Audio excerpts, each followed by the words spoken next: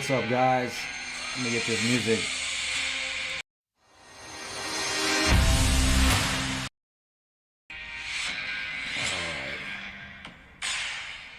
There we go.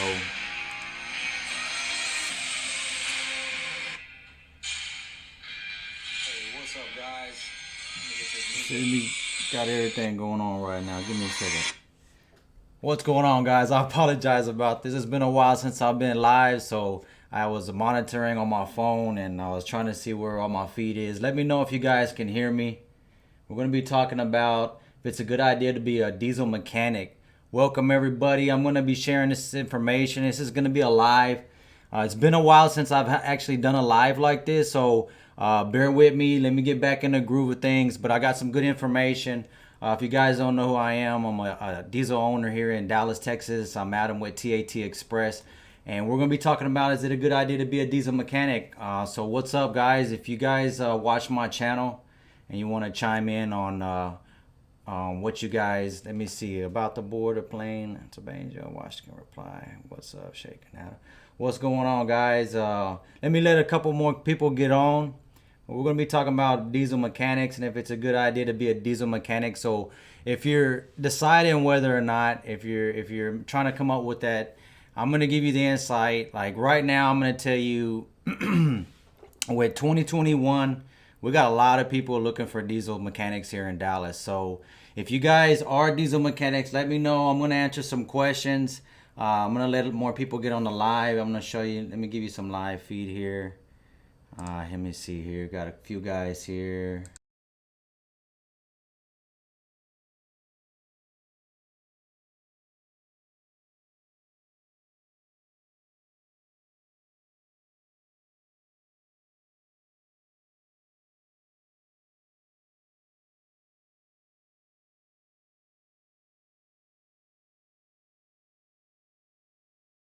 As you know, we're building a new shop. So in the process of building this new shop, we're getting a lot of customers coming in, and we shout out to everybody that's come and visit us. I hope we were able to meet or exceed. No sound.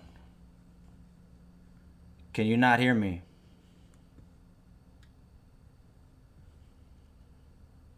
What's up, man? Can you guys hear me? Bear with me, guys. It's my first time being back live. I might have to work some bugs out, but I'm getting a no sound. Can you guys hear me?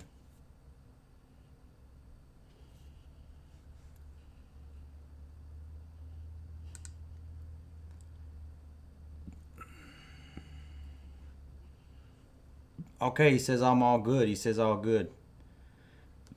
All right, so in the process of building this new shop, we're having to add on to our team. And guys, like I said, I apologize for the getting everything set up. I want to make sure everybody's hearing me. He says I can hear me just fine. So I'm in the process. We're in the process of looking for more mechanics. We got some good mechanics right now. But when in this process, I'm just looking at how many actual shops are in Dallas looking for good mechanics. So, my advice to anybody, and this is my insight from a diesel shop owner. I've been owning a diesel shop since 2008. So I've dealt with a lot of different mechanics. I've trained myself as a mechanic. I myself am a mechanic as well. And I'm going to let you know right now, there's going to be a high demand. And there's different talks about, electric trucks are coming in, and I see different, different manufacturers investing more into electric trucks. But, honestly, I don't feel like something like that is going to take off and replace what diesel trucks are doing right now. Guys, I appreciate everybody jumping on. David, what's up? I don't want to mispronounce anybody's name. Big Country Trucking, what's going on, guys? Thanks for everybody joining us. Shout out to everybody that's been here online. And as I mentioned, they're talking about these electric trucks, and I just don't really see it taking off. I mean, here it is. It's February. As you know, Texas froze over. You saw I did a video just a couple days ago about Texas freezing over, and then we're talking about electric trucks, supposed to be able to power the next generation. And guys, what I'm telling you, what I'm trying to get to is that's not going to happen anytime soon. So if you're looking to maybe broaden your experience, if you want to try to make more money, if you are in automotive and you want to switch over to diesel, there's a big opportunity, especially if you already have good, troubleshooting, diagnosing skills, if you have good computer reading skills and you understanding how after treatments work and wanting to take the patients to learn the systems and be able to troubleshoot them, you can become a real good high commodity in this area.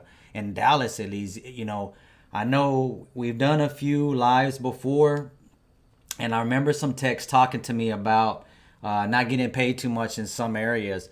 I'm not sure what other shops are paying in the Dallas area, but if you could talk to some of my techs, and we're competitive, and the thing is, if you're a good mechanic, if you carry yourself good and you're following procedures, you're gonna be able to make some good money, because shops are gonna need you. Those types of services are not going away. They're trying to push for more electronic trucks, and yeah, that's eventually going to happen, but it's not going to happen soon, because you got to think about what's going to need to be happen for electric trucks to happen. They're going to need to be able to rebuild the whole grid. I mean, Texas alone, as you can see, shares its own grid, so they don't even have that figured out. They couldn't even handle a winter storm, and I'm not saying it's not going to happen, but it's not going to happen anytime soon. Because if you look at the different standards that are coming out each year about, they need to meet this EPA standard, this EPA standards, and it's going to keep going up, and it's going to keep going up, and it's going to keep going up. And I'm glad someone's bringing up Tulsa. I want to make a comment about Tulsa here in a little bit. But what I'm saying is the restrictions are going to keep going up, but the only way that they can fix it right now is through the emission system, the emission control systems. Electric trucks is not going to work. And I was going to make a point, but he kind of got me sidetracked with this Telsa comment. I appreciate this Telsa comment here. Let me see here. Supercharge station.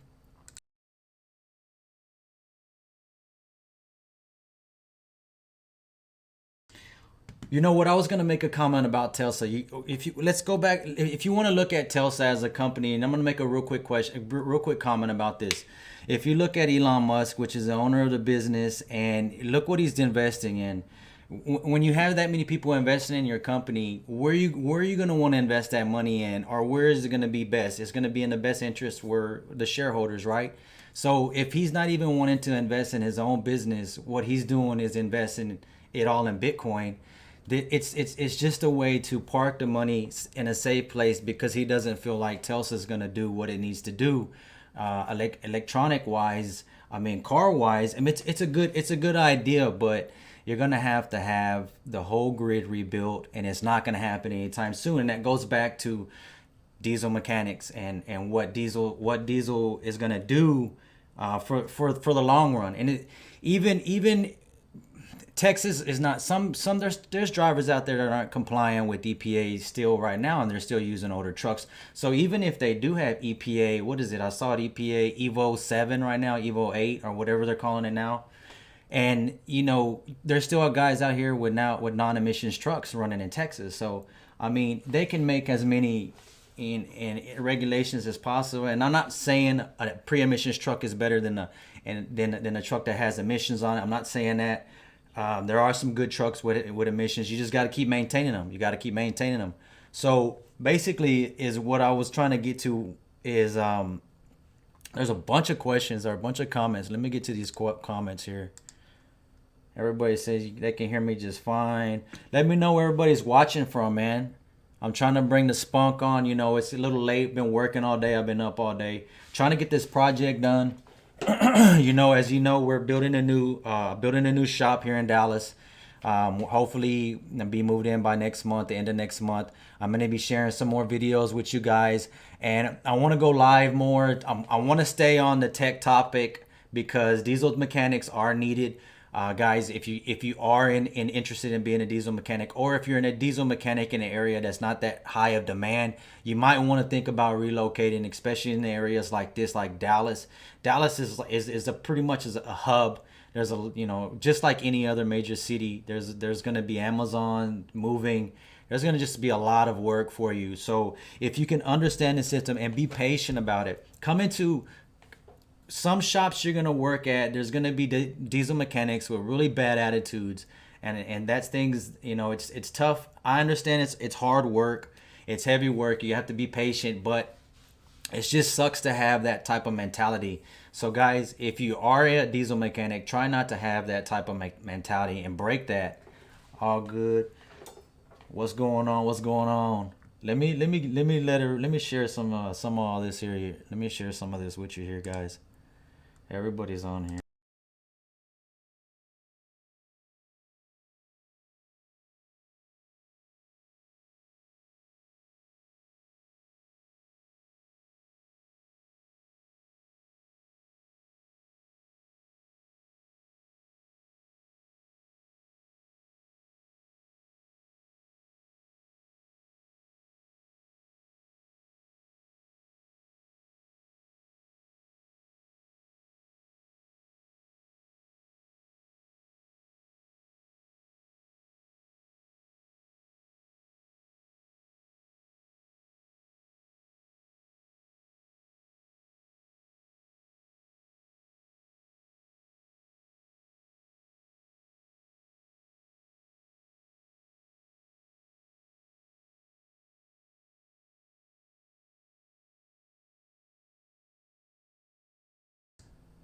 My bad.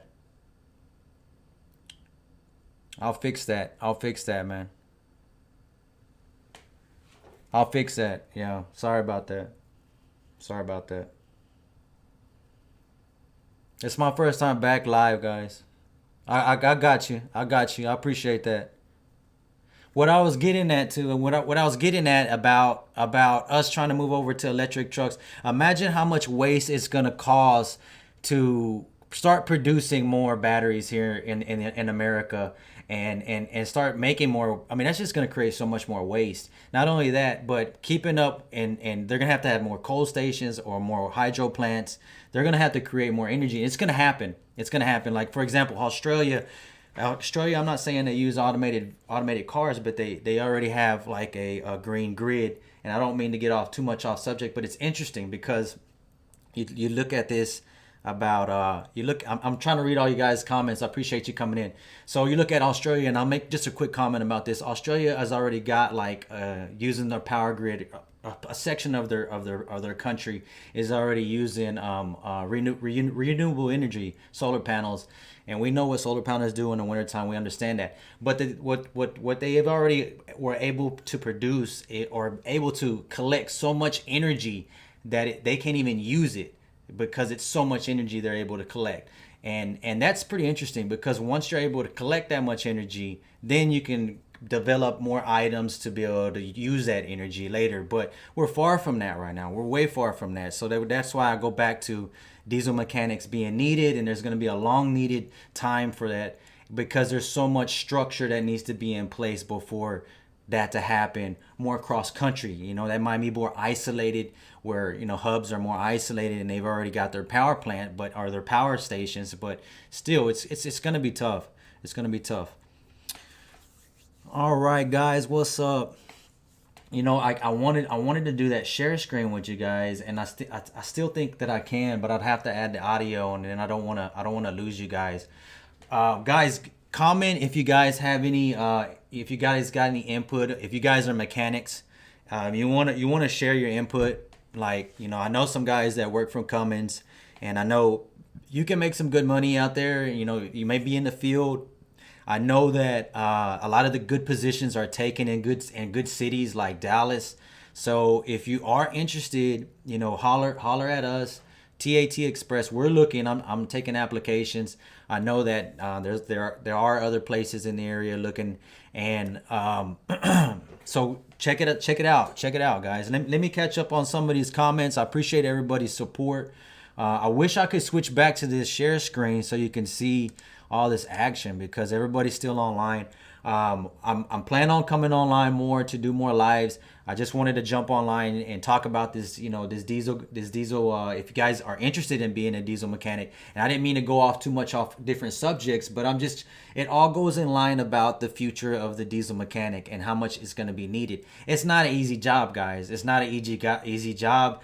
it takes a lot of patience, and I'm worried about what the next generation is bringing when it comes to the kids not really wanting to put that much of labor effort out there, because diesel mechanic, you can use a computer and that's fine, but being able to understand and repair the system as well, it takes a lot of patience, because you're gonna be in tight areas. You're gonna be in, always remembering how to troubleshoot items. And if you're looking at systems in different ways, as long as you understand like an ATS system, it becomes a lot easier to start troubleshooting it. So it takes patience. My mom's neighbor works at the electric company, and he said it would take at least 15 years to upgrade the power grid to the level that would need to support electric cars and trucks.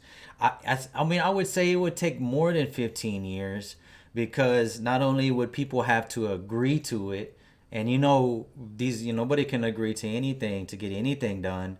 So I think it would take even longer than that, and that's just for cars. Imagine for trucks. So what I'm getting at is the diesel mechanic is going to be just like the drivers. Look at the drivers. The video that I did about drivers, I felt like that video didn't do too great. I wasn't staying in my lane. I'm more of a diesel mechanic. I'm going to get more diesel do-it-yourself repair videos coming more.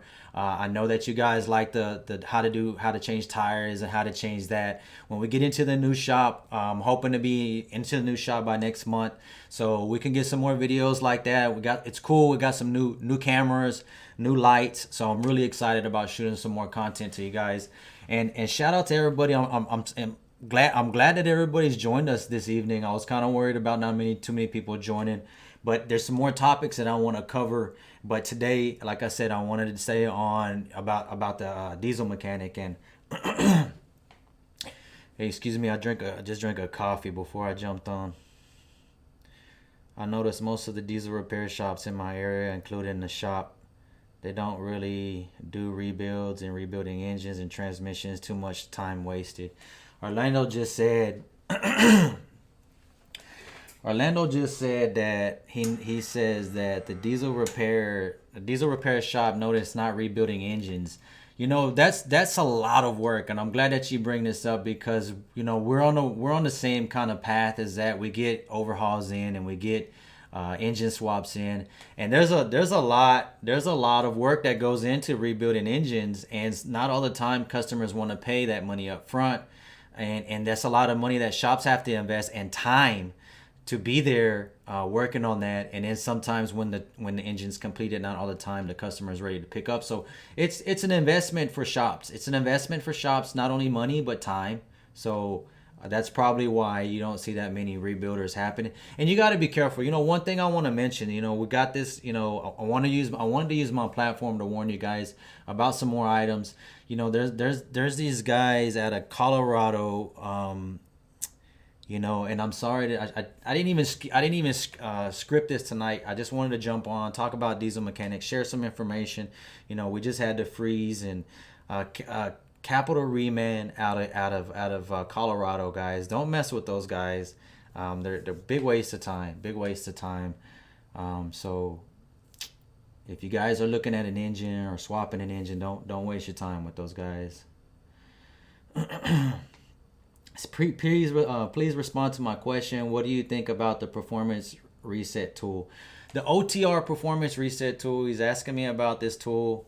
I'm not a big fan of it. I did a video about regions and how important it is to monitor regions, especially on Volvos, because your filter can be really, if it's saying that it's clogged up.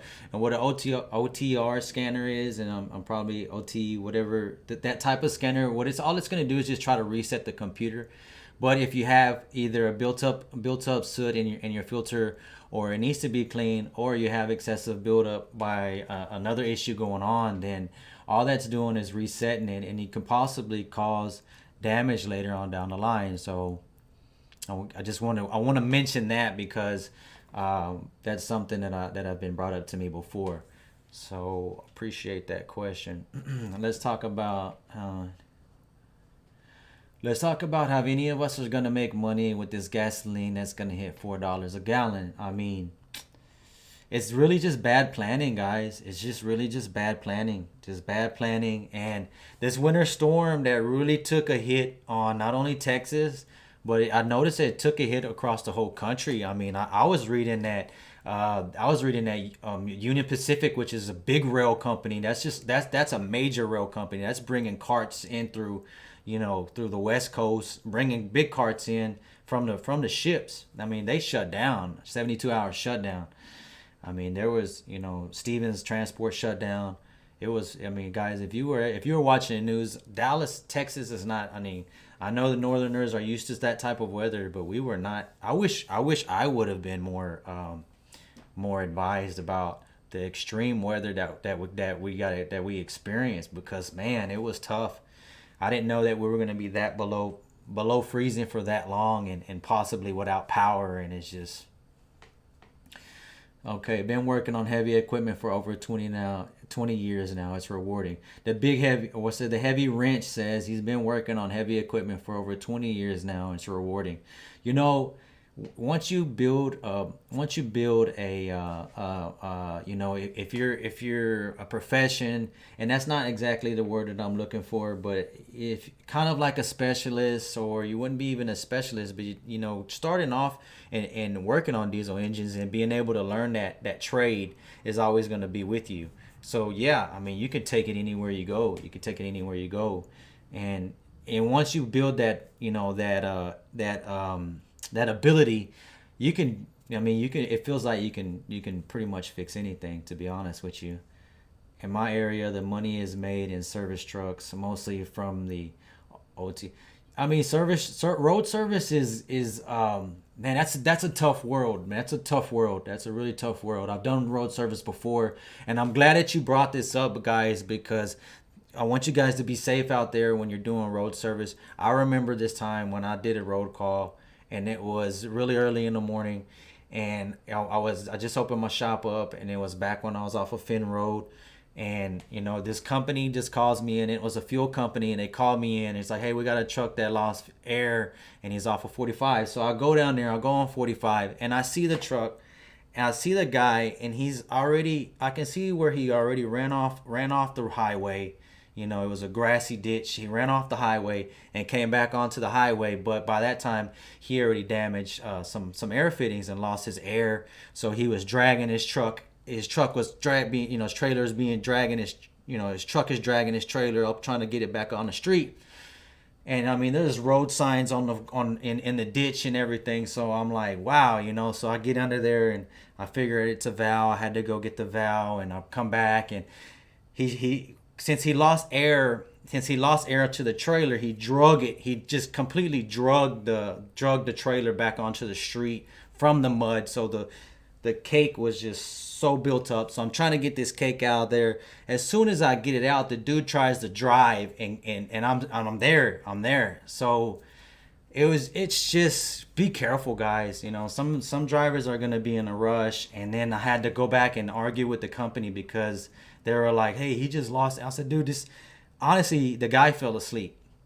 And that's the true story. He fell asleep. It was that early in the morning. He fell asleep and ran off the road.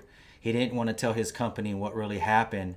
So he was just kind of back and forth about, no, I don't know why I did this. And I mean, I sent them pictures. It was like the 45 road sign on the floor, and I took a picture of it and I sent it to the company. I'm like, hey, the dude fell asleep. He got fuel, he's for hauling fuel. Imagine what would have happened.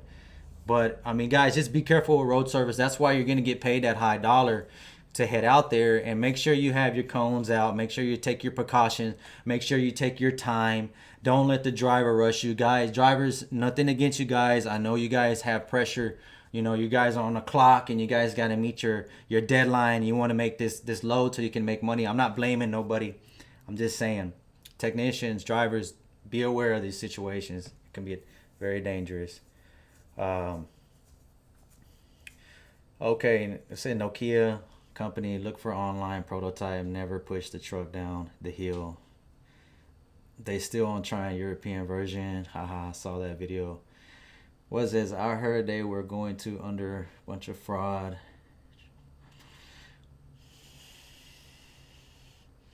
Man, I wish next time when I go live again, I'll have this audio stuff figured out. Anybody here got experience on the 7.2 Mercedes? Wow. Yeah, I just saw a video. I just saw a clip on the new ones that they're doing. Hey, from New Diesel Mechanic here from Canada. Canada, what's up, Canada? I know it's cold up there. We're complaining about two or what is it? We were in the 20s. We were in the 20s for a few days, almost a week, and it shut the whole city down. It shut the whole city down, Canada. If you guys are watching from Canada, we got down to 20 degrees. You can convert it, guys, to Celsius. I know you guys use Celsius up there.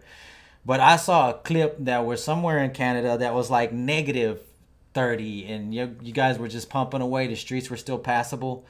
I mean, it froze over here. It froze completely over where when the power was coming back on and the grocery stores finally went open back up and poor, I felt so sorry for the people because it was nothing but old people going to the grocery store buying like dog food and cat food, and they couldn't even push the carts out of the Walmart because Walmart had the whole parking lot was like this, first one layer of ice and then another layer of just snow, so you couldn't even push your cart. It was just miserable, and I felt so sorry for everybody, and I wanted to help people. I was trying to help people. I was helping people, and then it's just, man, it was a mess. It was a mess. It was pretty much survival mode. It was pretty much survival mode, and we and yeah, I guess Canada's probably laughing at us. They're probably laughing at us. It was like Hunger Games, like honestly, Hunger Games type shit. Excuse me. Carl Holland, what warranty do you recommend? You know what, man? Be careful with warranties. I don't recommend any of them, man. I can't recommend any of them. They feel like attorneys, or they feel like a lawyer. You just, I don't know. You just can't. Every warranty that company, whether it's True North or I mean, we can name them all. Premium 2000, whatever they are. There's new ones out there. Whatever there is, there's gonna be. You need to read the fine print. You need to understand that they're gonna only cover as much as little as they can, just like any other. They are doing independent motors on every wheel now, which is a competitive concept. Are you talking about the electric motors that run on each wheels? I don't know. I mean, I don't know exactly how they're doing it. I've heard that's how they're doing it. But what I'm getting at is how they're going to charge everything and how they're going to keep everything charged. But I appreciate everybody jumping on, man. I appreciate. How long have I been on? Feels like I've only got 30 minutes. I can't believe I was looking at my other lives and we've been going for a whole hour. Guys, let me move some stuff around here, guys. If you want to hang tight, I don't want to end it just yet. I want to get to all these comments, guys. Give me a second. Let me move you over to this here real quick.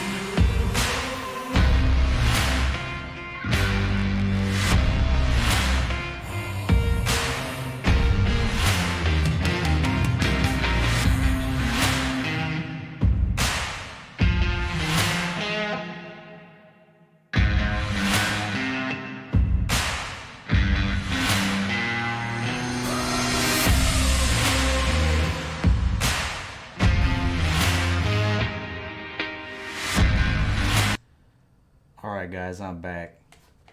Can you guys hear me? No warranties. Don't do it. I want to get you guys this. Let me get this focus back. Let me see if I can get this feed going real quick on the share screen. I'm gonna move over to the share screen so I can get this. I want to get these comments on the online, guys. It won't take me long. Give me a second, guys.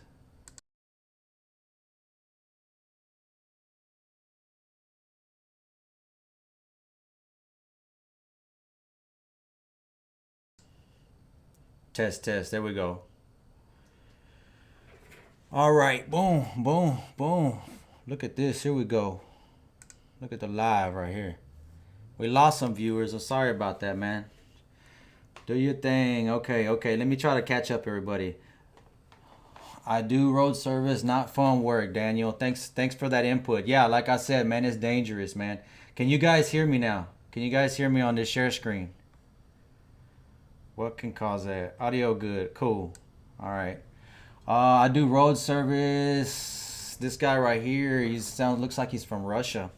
I don't know. I think that's Russia. It's probably not. It's probably Ukraine, but they're probably laughing about our cold weather too. Car hauling. What's up with car hauling, guys? What's up? That's what he's saying. Hey, from New Diesel Canada. I think I already read that one. I'm just trying to catch up to everybody's comments. I know I took a break. I was trying to get all this, and I didn't want to end the feed. Shout out to everybody that's a mechanic and everybody that's sharing your information, guys. If you're traveling through the lower states, come give us a shout out. And as I mentioned, we're looking for more people at our shop as well, guys. So if you are interested in joining the diesel field, come apply at our shop. You can send us your resume. Shout out to everybody that's already applied, and if I think I've already got back to everybody. So if you haven't checked your email, check it out. And if you applied, make sure to get back to us. No load is worth the life of anyone else. Everything is insured. People just need to have patience. Exactly. And I appreciate that comment right there. But you got to understand, some of the newbies don't know that. I see a lot of trending on YouTube about making all this money as a driver and look how much money and it's a good idea. I mean, but you gotta be safe about it too. You gotta be safe. People down there in Texas better hit up Harbor Freight for them them generators. Exactly. Yeah. If they have them. You probably don't even have them now. Let me see here. Are nowadays trucks easier to work on than old ones, and they are harder? I would say the newer trucks, and that's what's good about diesel mechanics. If you're looking to get into the field and you have some sort of mechanical ability and you want to learn it, you can pick it up. And what I like about the newer trucks is the amount of computers that you can use to help you troubleshoot, because a lot of the troubleshooting is very it's just very procedure based. So if you can understand procedures and you can read, it's a rewarding career. You can make a good living. But you have to have patience. It's not for everybody. You're gonna bust your knuckles up. You're gonna be working in this cold weather like this type of cold weather. Starters, no starts are gonna happen all the time. But yeah, man, shout out to everybody that's with all your info, man. I was gonna end this a little earlier, but my other lives were going for an hour, so I don't want to rush this one. I'm just gonna sit back and try to catch up with everybody's comment. I'm having a good time just chatting here. Anyone know how long you can drive a truck with little diesel in the coolant? If you got it's gonna be injector cups. The longer you're gonna run it like that, the longer you can have damage. Cross contamination, you can just cause more corrosion on the diesel side, and you can start having failed injectors. So I wouldn't run it that long. Dalit David, thanks for the comment there, Maricelo. Thanks for the input. I flush it out, and it seems to be doing fine. If it's a DD15 or if it's any kind of newer truck, it's gonna probably be cups. I'm just from what your comments are saying. Hey, shout out to everybody that's making comments. Everybody that wants to leave comments. you're more than welcome to leave comments and ask questions. If you want to, if you guys want to, put your input about be diesel mechanic and what how long you've been a diesel mechanic and what part of the country you're doing diesel mechanic work at. And I got a lot of guys that actually follow the channel. I appreciate everybody, and I'm sorry for not coming on live. I'm going to share some more information on why live wasn't happening more often later on when we get more settled. But we got more projects coming your way. I'm really excited about more content coming your way, and just the new stuff that we're going to be implementing, and just I'm really excited about everything that we got going. I love being a field tech. Highly encourage it to if you can troubleshoot. Exactly. Ryan Higgins says he just says, yeah, I love being a field tech. And yeah, if troubleshooting and being in the field, you don't have nobody to ask. You don't have nobody to talk to. And I'm pretty sure, Ryan, y'all probably have a group, a message group that y'all message that you can probably, message. And that should be so that everybody can, work together and figure out. And you can always have references. That's kind of what we do at our shop. We run groups, tech groups, and we kind of share the troubleshooting process. And that's I that's how I try to be involved with a lot of trucks that come through our shop, and so that we try not to overlook anything. It's just, and that's why that's why I mentioned we're looking for more help. We want to get more qualified techs in place so we can service more of you guys. Anyone know how long you can drive? Okay, I got that one already. I'm trying to make it to California, is what he says. Yeah, I hear that labor is pretty cheap out there when it comes to repairs. I'm not saying that's what you're going for. I guess I shouldn't have made that comment. I don't want to offend nobody here. First, go through the truck's paperwork. Have some money saved before you buy one. Understand the truck operating costs and how your bottom line is. Yeah, but a lot of times, and I'm gonna tell you, a lot of times, people that jump in the trucking industry, they're gonna bootstrap it, and that means that they're not gonna either have they're not gonna have whatever it is, money saved up or any kind of plan. They're just gonna go in and just get it done. And I'm not saying everybody, but I mean that's how a lot of them seem like they operate. But I appreciate that. Ryan says my audio is good. Question: my truck is a 2016, as I mentioned, upper. Okay, I'm sorry about that. Western Star. Man, when I drive it on the road, it feels like no suspension. My plastic from the inside of the truck is cracking. 2016, and that is a Western Star, so it's a heavy truck. I mean, have you done your shocks and your tires? I mean, I would, if it's suspension, how many miles did you say it was on? How many miles is on that truck? I mean, you're probably going to have to do suspension work on that. You're going to have to do, depends on where that truck was driven, the roads, if you have done suspension and it's still riding rough, there's got to be something that's not replaced. Is cab bushings, cab supports, cab shocks.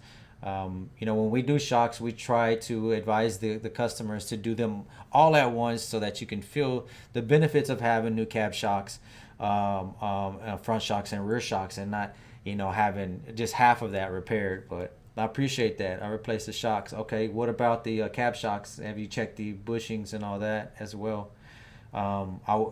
If you're traveling through the lower states, come bring it by the shop. We can look at it. What's your opinion on how long it should take for a common rail to depressurize for a safe injector removal?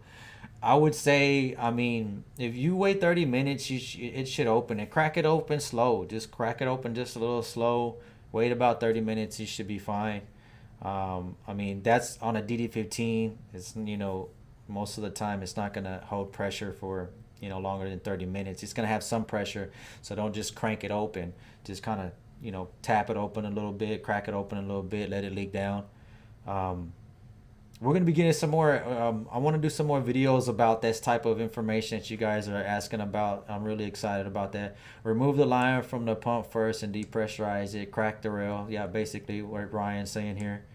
From LA area, thanks for the knowledge. Good to see positive attitude from our industry. Of course, I'm gonna tell you, when I've worked in shops before of course I opened my own shop, and I don't know what it was, man. It was like the diesel mechanics, they just had just like this vibe that was just kind of it wasn't really that, professional, for one thing. And I've come from the military, And I'm not saying everybody needs to go to the military, and I'm not saying we need to go fight everybody, and that's not what the military, I feel like, is mostly about. I feel like it's the discipline is really good, and I don't feel like there's enough discipline out there right now, especially with these younger kids, and it's frowned upon. It's frowned upon whenever discipline is being even put out there. Even when I remember being in the military, they started backing off on the type of discipline they were issuing to us, or they were doing to us, because of people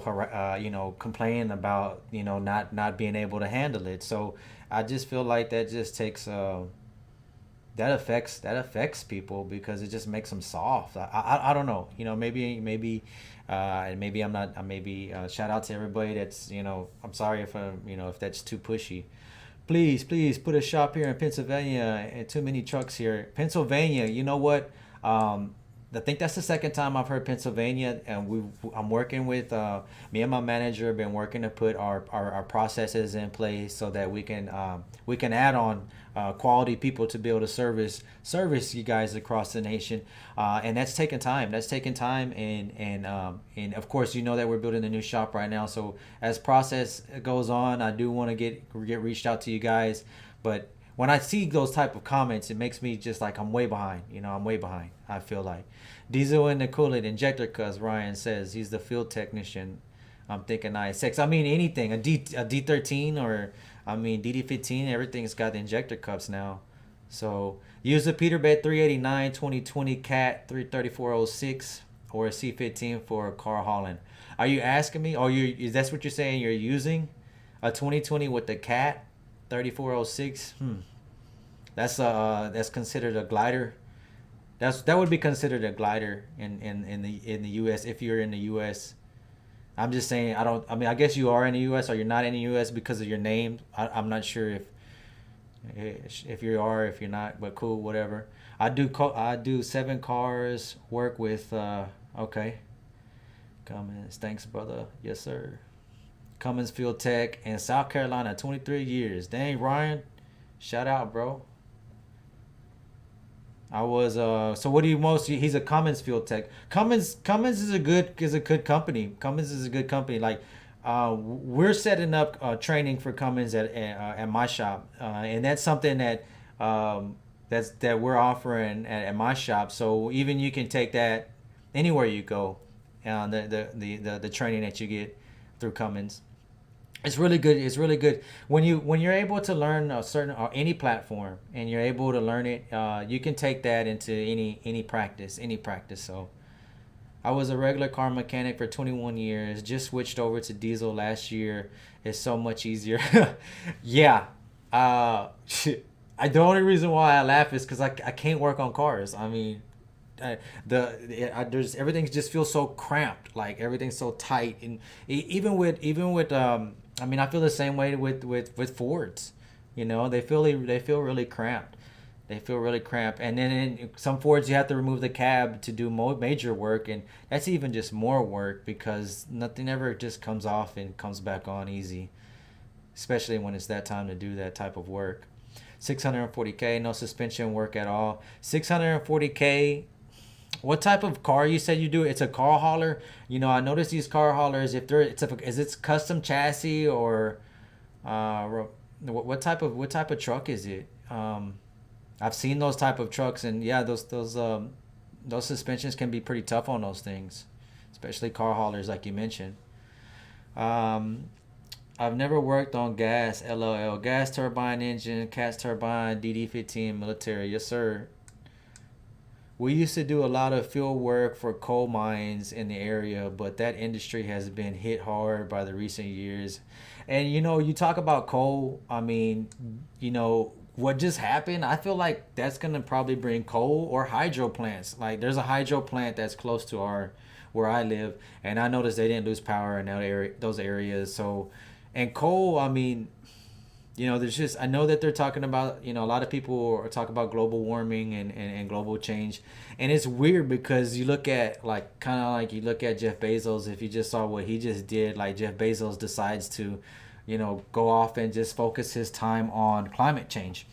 And there's a lot of the ultra wealthy are doing that. Like, so what do they know? Or what do they know that we don't know? I mean, that winter storm, I've been in Texas for a long time, and I've never dealt with a winter storm like that. And um, it just kind of makes you realize, like, dang, you gotta have your stuff in line, because if you lose power, if you lose power alone, if you don't have heat and it gets that cold, I mean, it's crippling. It's crippling. And it's just, I don't know what is the climate change that they're moving on.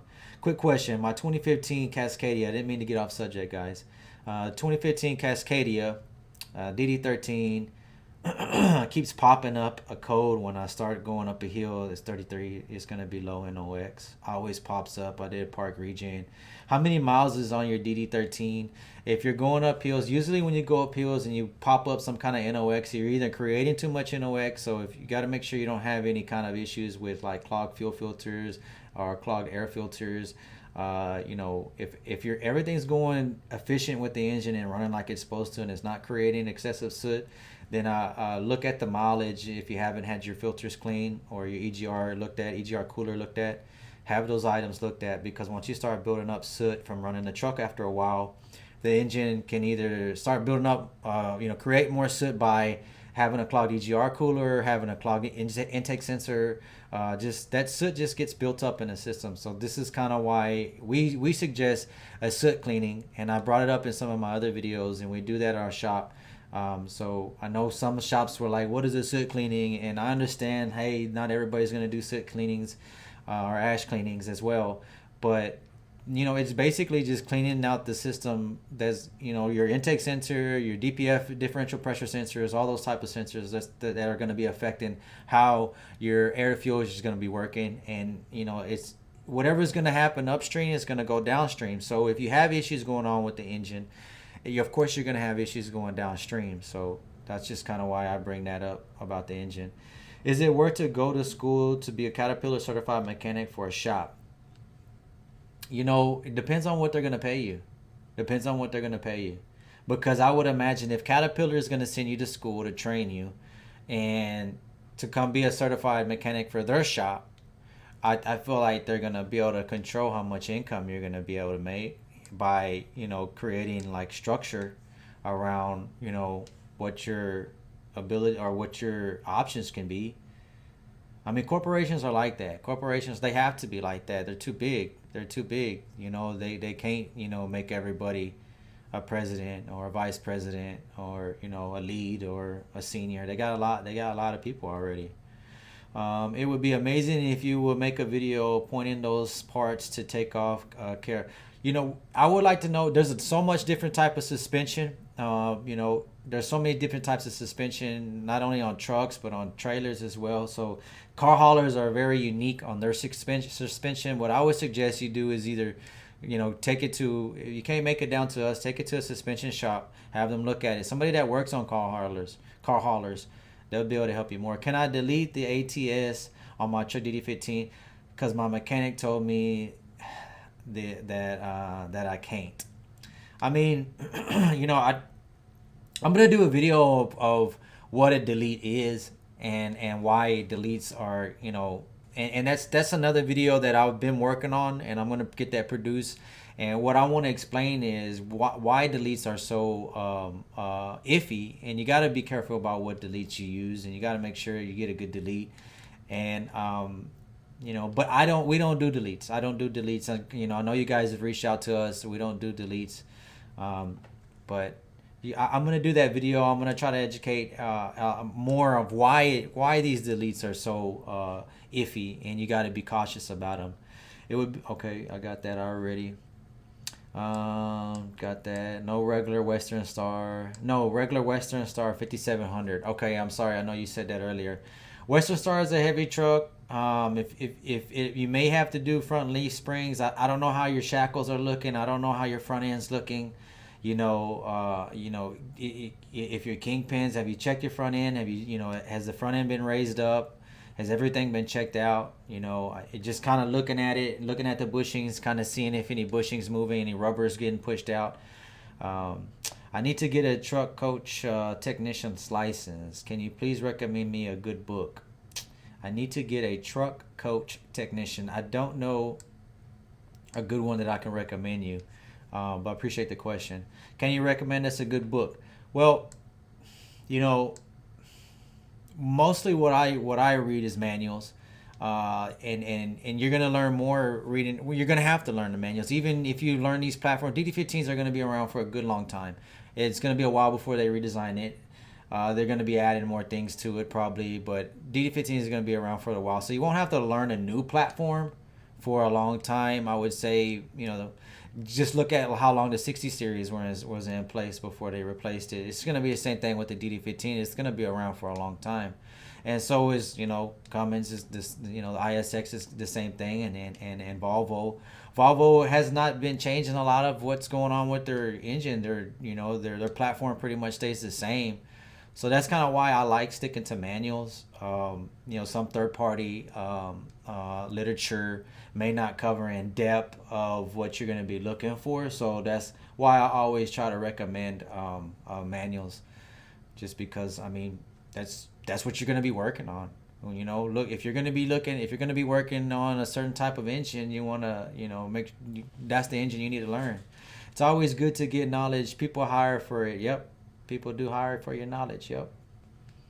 And being a specialist, if you can become a specialist, and Ryan sounds like a specialist in his field, and when you become a specialist, people seek you.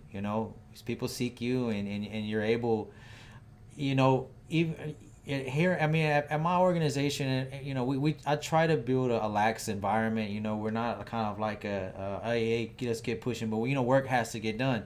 But when you work to try to build structure, to make more of a more relaxing environment, because it is stressful being a technician. I'm not gonna lie to you. You're gonna, trying to figure things out. And it's even more stress when you're out there. It's even more stressful when you're out there working in the field, like he says. Let me see what he says. Crews also stop working AC. I don't know why it's trying to hide that. Let me see what else. Here we go. It's always good to get knowledge from other people. Cali, car hauler, it's a waste of time. Car haulers. You can't say that. You don't know what's going on unless you've been caught finding the truck in the head, right? 10 car haulers, you'll make a lot of money. 3 cars. I don't know anything about car hauling so I couldn't get any feedback in that.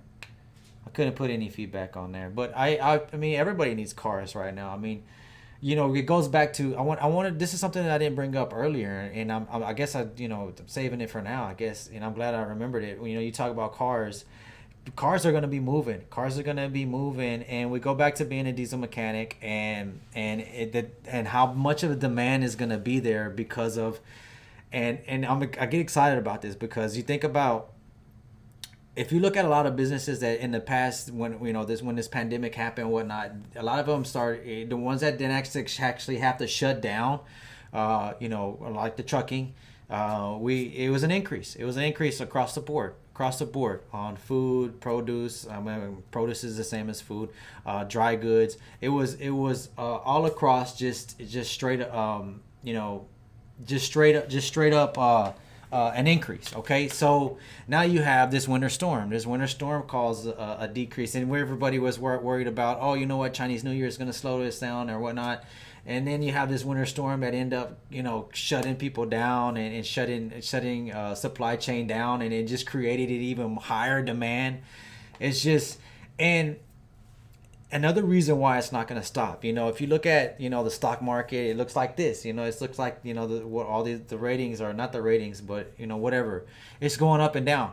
But the thing is, the amount of money that is already approved for stimulus, that's already not only the first packet but the second packet. The first packet, the money, that's what made this incline happen through trucking and all that. That's the first stimulus money. That's the second stimulus money hasn't even made it all the way through yet. That hasn't even panned out yet, and then you're already talking about a third. the amount of money that the first one was released was almost, I want to say, 4 to 5 times the amount of what they did during the 2008 crash. And what I mean about what they did is, I mean, pumping money into the economy. So that right there, what they did then, and I'm gonna get back to your comments. I just wanted to mention this. When they did what they did then, when they injected money into the economy in 2008. Shout out to everybody that's still sticking with me. You know, a lot of guys still on here. I would have ended it a long time ago, but anyway, what they did then is even it's not even what they did now compared to then is like 10 times the amount. So what I'm getting at is the wave is gonna go on for a while. This is why you can't find a good truck. This is why you can't find a good, a used truck. I did the video. You saw the video I just released, and I wanted to put text to make it more flashy for you guys, but I just wanted to get it out to you guys. But what I was going to mention is this is why it's difficult to find a good used truck, because I mean the demand's going to be there. I hear what they're doing with these bigger carriers on what they're looking for technicians, what they're doing for drivers. And I mean drivers are taking control of the wheel right now. They're taking control of the wheel. If you're an Amazon driver, medium duty, it's just gonna keep on going, guys. It's not gonna stop. And that's kind of why I'm trying to give you guys advice. If you're looking into get into a diesel mechanic, you can, you listen to Ryan. Ryan's here. Let me catch up to everybody here. Ryan, shout out to appreciate you joining me, man. I don't know these codes. If these after treatment related, then for your DPF may be at the end of service or too full. So Ryan, if you're, I guess since you're in the field, you're not dealing with a lot of ATS or after treatment systems. I'm curious about that because I know that some of the off road equipment is not running it. Like I'm guessing like some of the generators. Another question is I had an intermitting SPN. Were intermitting faults, okay, 100 pop up on my ELD when I was coming to a stop, red light, flash, turn on. Oil pump going out. Is that a low oil pressure? Is that why you're saying oil pump? And if it's a DD15, those are common. Low oil pressure is common. The O-rings do get brittle. That is a common, but you gotta keep up with the maintenance as well. I'm not saying you're neglecting maintenance, but I'm just bringing this up because I have a guy to come in. I forgot. I think it was this week, and I mean, shout out to coming by, and he's got low oil pressure, and he was running PMs at 45K, and it's fine if you're running 45K. I know that Detroit says it on their website, and but I mentioned this before that if you are doing those long intervals, make sure that you're doing a oil analysis just to make sure that you're not breaking that oil down too far. Whatever oil that you're using, make sure you're not overrunning that oil, because if you are overrunning that oil, you can cause damage, and it's just going to be costly. And DD15s they just don't work too well when they start losing metal and start oil pressure, bad bearings. If you can catch it in time, it's still a healthy engine. But if you spin a bearing, it's just done. So that's what I just wanted to get out. What is the most recent issue on the engine that made you and your coworkers dig deep? Man, we get quite a few, but I would say I'm gonna tell you most of them. It's tough to say. We got a couple problems. But it's just. It's just tough to say. It's tough to say. Some of them are after treatment systems. Some of them are mechanical issues. Whining engine fan turn on and wrench and dash. If it falls away, then restarts. Okay, I don't understand that question. Sorry. Have you heard of TSTC in North Texas? I haven't. What are they? I can look them up. Let me know what they are though. Cruise control stopped working. AC also Peterbilt. What are you talking about? GC. You talking about your fan stopped working and cruise control AC stopped working. Sounds like your fan switch maybe that's tied into your AC. If that's all tied in together. My oil pressure is 35 while driving and drops down to 25 at times. Well, I mean, DD15s are going to have low oil pressure. That's normal. But unless you have an actual alarm, that's when you have low oil pressure. Have you guys had much DD5, DD8 work in your area? No. No, I'd have to look at exactly when did those come out, but no, we don't see a lot of those. We still get like on the smaller stuff, we still get like Isuzus, Hinos, and the smaller Cummins. How old is the engine? Ryan's got some questions for you there. I just started working at Freightliner dealership. Started as a porter less. Then a month I began the lube tech. A month later, they're gonna put me under an apprenticeship.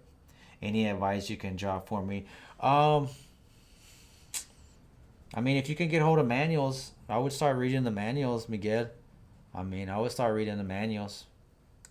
DD15 is, I mean, you're a Freightliner. That's mostly what you're gonna see there, is DD15.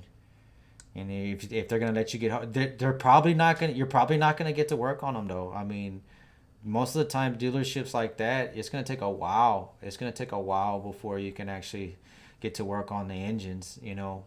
Unless somebody leaves, or unless you're just standing out that much. But I think most of the time they don't. Everything's just in line, and then that's it. Unless somebody leaves, or there's more opportunities coming up, or another opportunity opens in another location. I love your videos, especially your DD15s. I learn a lot. It helps me at my job. I appreciate that, and I want to do more. I want to do more quality videos. I would like to redo the common issue on the DD15. That's been a really popular video. And I'd like to do more of like a sit down video like this, where I have the engine right here and it's kind of rotating, and I'm able kind of to point things out. And as I mentioned before, I need to get the Spanish going. I really want to get the Spanish section out going as well. But we're going on for an hour now, guys. Let me see what else I got going on. So many things. Low oil pressure could be fuel dilution, worn bearings requirement. So, he doesn't have low oil pressure alarm yet. Okay, you're right. If you do have low oil pressure, it could be these items. But Ryan, these DD15s run real low oil pressure. I want to say it's like it won't set an alarm unless it's below 15. I believe I'd have to double check that, but DD15s run really low. I want to say if it's below 15, you set the alarm. That's really when it starts getting low. But if you said you were at what do you say he was at? I think he said you were at 25. That's fine. That's fine. So many things. Okay, man. What's up? Do you think it's safe to take the backing plates off the trucks and drum brakes? They are seeing a lot of these lately. What are you talking about? Are you talking about the backing plate off the trucks with the drum brakes? I don't get that right there. Are you talking about the plate that covers the brake shoes? Is that what you're talking about? I know, hard to diagnose in an armchair. Yeah. I mean, it can be. It can be. But what I've noticed, Ryan, we see a lot of repetitive type of repairs. So it starts to get a little bit more repetitive, and so it's easier. Someone told me oil pump. Well, Marcus, and I'm sorry if I'm not Maricelo. It's if you're not throwing an alarm, it's not low oil pressure yet. If it's a DD15, DD13, or low oil pressure is going to be minus or below 15 psi. If you've noticed a difference from when you first bought the truck, if it's creeping down, you change the oil and it's still creeping down, more than likely it's just going to be the O-rings on the lift tubes, because that's very common. They get real brittle, and it's a very common problem. But as I mentioned, usually when I get those trucks in our shop about low oil pressure on a DD15, DD13, whatever it is, it's got multiple low pressure alarms on the dash, multiple low pressure alarms. So, and if it is fuel dilution, as Ryan mentions, or other things, there should be some other codes in line with it, like fuel pressure, loss of fuel pressure, or low fuel pressure, or something going on with power complaint. There should be more complaints if you have larger issues going on like this, like if the engine's running too hot. Hi from UK. Hey, how you doing in the UK? How cold does it get over there? I think we got down to like 0 degrees. I don't know. We were in the single digits, and everybody freaked out over here. The whole place shut down. You couldn't even, like I told you, you couldn't even get your shopping cart out of the grocery store. It was just complete chaos. It was chaos. They were throwing food away, and it was, oh my goodness, I couldn't believe it. I couldn't believe it. It can be the lower main rod bearings and seals. They normally wear out. Are you, like I said, let's make sure that you have low oil pressure. I don't want you to rebuild this engine and your oil pressure stays the same after you rebuild and change the oil pump and it's still 25 psi. I'm just letting you know. That these trucks run low oil pressure.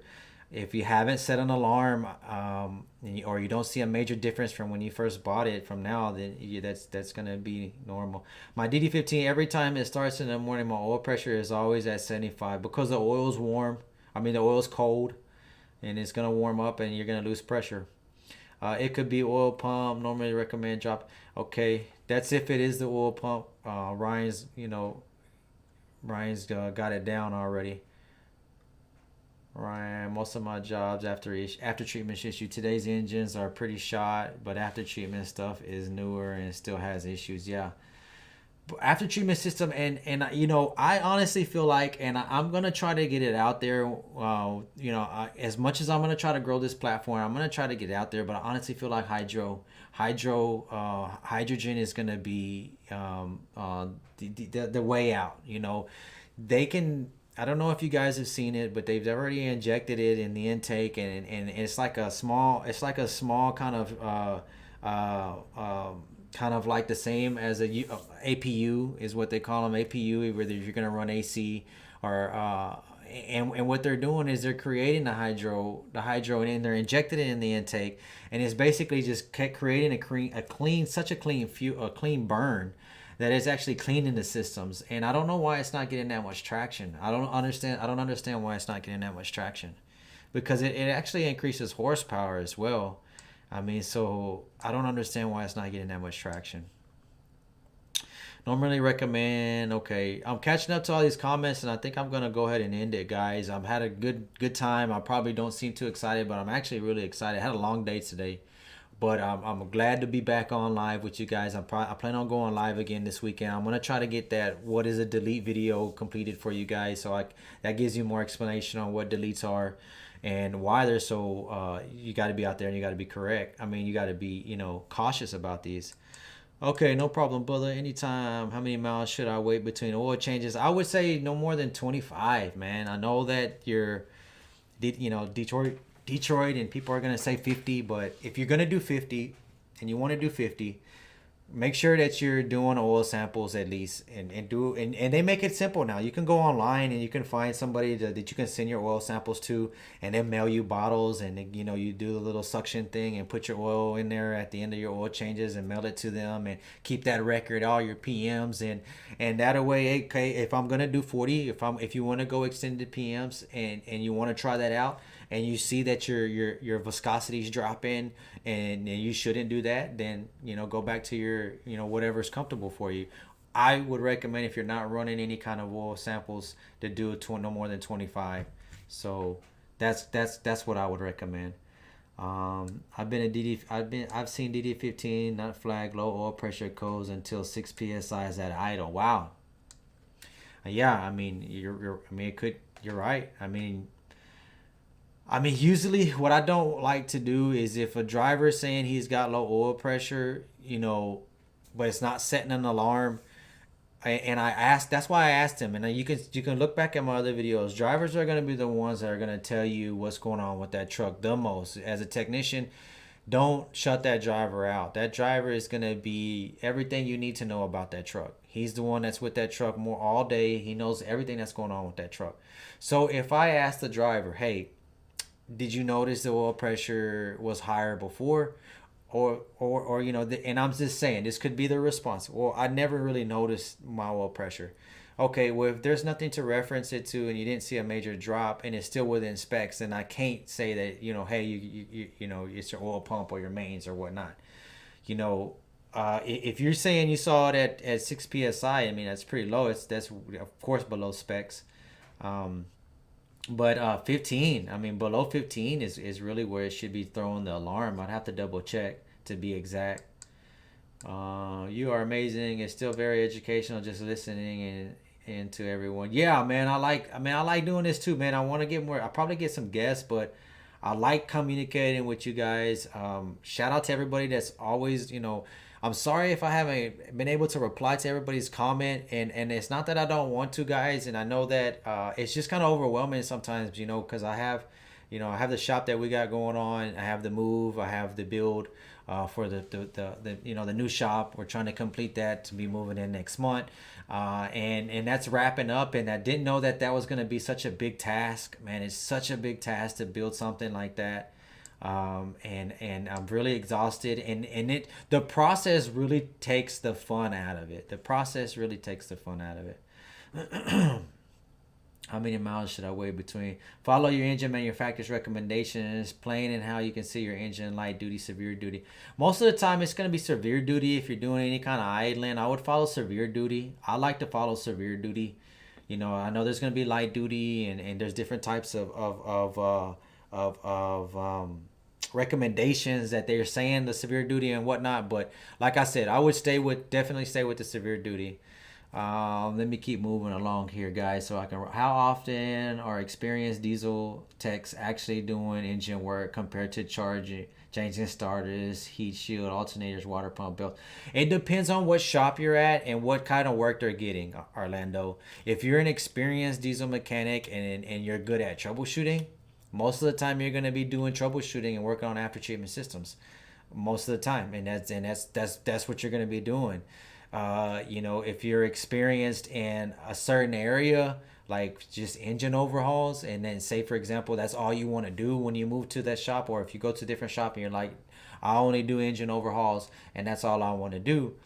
As I mentioned, there was a comment earlier. There's not a lot of shops that are getting into full engine overhauls in house. Most of the times, these are rebuilders, shops that just focus on rebuilding engines and shipping them out and not installing them. I noticed that as well. The same with transmissions. Some shops just have strictly transmission repairs, and that's all they do. But it just depends on where you're gonna be at, Orlando. It just depends on if this is why it's important to be a well-rounded mechanic. And sometimes, Orlando, for example, like in my shop, we have base salary plus commission. So I'm not saying you're strictly on commission, but if you have a base salary and commissions out there, and say you can do a change of starter or a heat shield or an alternator while you're waiting on a part for another truck, and you do slap that on there, and I'm just saying, if that's something that you're motivated to be able to stack up, then that's good for you as well. But if it's just salary based and you're focused on, you just want to do, I'm good at troubleshooting and this is how I want to be, then that's something that's probably going to be, that's probably where you're going to need to be put at, or utilize at. Thanks for everything. Yes, sir. Different jobs all the time. I just got done doing injector cups on the IXX core plugs. I also installed batteries on the generator. Get those generators going out there, Ryan. What part are you in Texas? They're blaming the damn generators, those turbine generators in Texas. But you're just hearing so much different stuff. You don't even know what to believe anymore. Thank you for answering all my questions. God bless you. Bring your shop here to Pennsylvania. We need people like you. Yes, sir. Rama, thanks for joining us. We're about to wrap this up. I had a really good time. We're already about an hour and 14 minutes in it. Had quite a bit of viewers on today. I appreciate everybody joining us. Thanks for joining. Thanks for joining in. Yes, sir. Hey, how are you? My truck at uphill is a rattling noise overload, and it does it at idle. Any ideas? If a rattling noise under a load, something's going on. You're not getting something, either fuel or air, or something's going on. What should I expect coming out of tech school and starting at a shop? Coming out of tech school, they're not gonna expect you to know a lot. They're not gonna expect you, so you're probably just gonna have just learn what you can, man. Just come in there, don't come in there with a chip on your shoulder. Just learn what you can. Just be like a sponge and just get everything you can, man. Just learn all the techniques that you're gonna be learning, and if in some cases you're not gonna be around people that want to teach you, and unfortunately sometimes it's like that, But if you are in an area like that, then just make sure you're reaching out to all your literature that's possible. I know reading is not fun, but it gets easier over time. Just keep doing it. Thank you for answering. Could you go longer oral intervals with deleted trucks? I mean, you could go as long as you want, but I would recommend doing oil samples. I mean, I would recommend doing, like I mentioned, they make it easy. Just do an oil sample, and if everything looks good, and you want to do 40, and everything looks good, and your viscosity looks good, you don't have any cross contaminations, you don't see any metals, and when you use these oil analysis labs, once you choose an oil analysis lab and you use an oil analysis lab, they're gonna be able to give you a readout. They're gonna be able to give you their advice. Hey, you know what? This is not right. This something here is not right. So, yes, been seeing a lot of trucks coming in with brake jobs, and they do not have any back plates on the back side of the drum. Customers have been taking them off. Well, I guess they're taking them off so they can see them better. But I can see what you're saying. It's exposing the brake drum. That's why you have a lot of seized brakes, especially during these cold seasons. So I can understand your concern as well. But yeah, a lot of them's being taken out of there just so they can have access to the viewing them. I even hear some, and I'm not saying I've seen this in any kind of literature. I'm not saying that I've seen this in any kind of literature, but I've heard drivers tell me that some DOT officers tell them to take it off. That, hey, I can't see your brakes, you need to take it off. And I wouldn't be surprised, because sometimes they're throwing training DOTs out there, and it happens all the time. I remember this was years ago. I mentioned that I've owned trucks, and I dispatched one of my trucks out to California, and he's out there trucking along out to California, and he gets pulled into a weigh station, and it was a DOT officer said, hey, you know what, your button's not popping out at the certain PSI. And we were like, just no, it was correct. I mean, we looked at the literature, we pulled out the little green book, and my driver had his green book, and I'm like, man, show the DOT officer that that's incorrect. No, they wouldn't listen. I mean, and this is why I understand, where drivers are coming from, because, you at the other end, the broker's like, oh, where's my load? Where's the load? And we're going to start charging you. And it was reefer. So it was refrigerated load. So long story short, the DOT didn't even know what he was talking about. The next day after the next shift came on, it was like it didn't even happen. They were just like, oh, okay, you're free to go. What do you mean? What about the time we lost? What about the freight that we have here, the food? It's just so. I don't know. I'm just saying. I mean, it happens. Overhauls and parts installed, then getting into a little bit troubleshooting. If my truck's odometer is 1.1 million, the dealership told me the ECM is 300K. When can I get the overhaul done? Will they be able to tell me as 300K? If the odometer is saying 1.3, but the ECM is saying 300, I don't know. I mean, I couldn't tell you. It could have been another ECM replaced. Who knows? If you're really concerned about trying to rebuild that engine or worrying about it, then take a look at your the condition of the engine. How many MPGs are you getting? Does it still have power? Look at the blow by. Run an oil sample. An oil sample is going to tell you if you have excessive metal in there. If you do have low power, and if you have excessive blow by and you're burning oil, you're having issues, and yeah, that would be a good indication of it's time to overhaul. Not all the time the mileage is going to tell you. In this case, you can't trust the mileage. You can't trust the odometer. You can't trust the ECM. So then you would actually physically look at the motor and go and mechanically make your decision. Is it a good idea to work on mom and pop shops or dealerships at the beginning? Well, I guess I would be considered a mom and pop, even though my pop or my mom doesn't work there, because I'm a small shop. But I recall opening my doors to some technicians that didn't have the ability that they have now. And I remember one guy coming to my shop, and I let him in because his drive, and it was at a time where my company was growing and I really needed the help. And this guy, I knew he was really a go-getter. And I'm gonna tell you, one night I was closing up the garage, and he was working for another shop.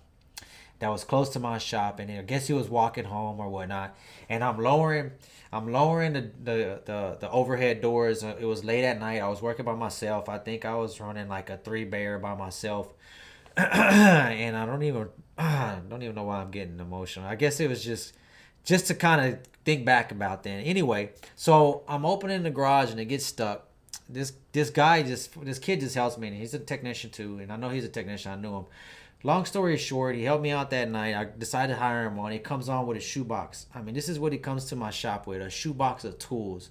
By the time he left my shop, when this was years later, he left my shop, over some, over some other issues. And when he did leave my shop, he had toolboxes, large toolboxes. He had all his tools, and I wasn't upset. I'm like, man, I'm look what my shop did. Look what I was able to do, and what we were able to do and help somebody out. And that's just one story. I mean, there's other guys. There's a guy that works for Cummins, and I feel like when I opened my door for him, to show him, what the diesel life was and what it is, and that opened eyes for him, and he grew as well. And these were young guys. These were young guys at the time. And so now I try to focus on building an environment, for long term, for guys that they don't have to, worry about the hustle and bustle, coming to work, getting it done, and just having your weekends off, and being a good environment. But yeah. You never know what you can get out of a mom and pops, is basically what I'm trying to get. If you get that at mom and pops and they're not teaching you a lot of stuff, it might not be a good spot for you. But if you get there and you're already learning troubleshooting, and they're throwing you on computer diagnostics, and you already did PMs, and now they're asking you to do brake changes, and now they're showing you how to replace clutches, and you already learned how to do wheel seals, and it's just an unlimited amount of knowledge that you're learning, and it's not like limited, then my mom and pops would be beneficial, because sometimes a dealership is going to keep you in an area where you may not learn as much as you could at a mom and pops. ECMs are tagged to the engine. Yep. If you look at the data plate, Ryan, yep, you're right. Ryan, you're right. But what I was mentioning is I have seen engines or trucks, cat chassis with the complete engine swap. So I was just trying to make it easier for the guy. If he has a truck that's acting like it needs an overhaul, it's got low power, then that might be something he needs to consider. Hour and a half already coming up, guys. I might have to wrap this up, man. Good job, sir. Very good. Replacing a part someday. I might get into the field. Thanks for everything. Yes, sir. Zero blow by. I mean, there you go, right there. Where's all my mobile diesel mechanics? Yes, sir. Bobby Wells, what's up? Yeah, he's probably a mobile guy right there. Tell you that right there. That's you talking about stress. That's patient stress. We gotta know what you're doing. Got 650K miles on my Cascadia. If I go to 7 cities without much trouble, I'm Gucci. Yes, sir. I mean, keep up with your maintenance. As I always mention, 500K you're gonna do. 500K, there's a lot of things that have been already done. Of course, you're going to have your PM services. You're going to have your DPF cleanings.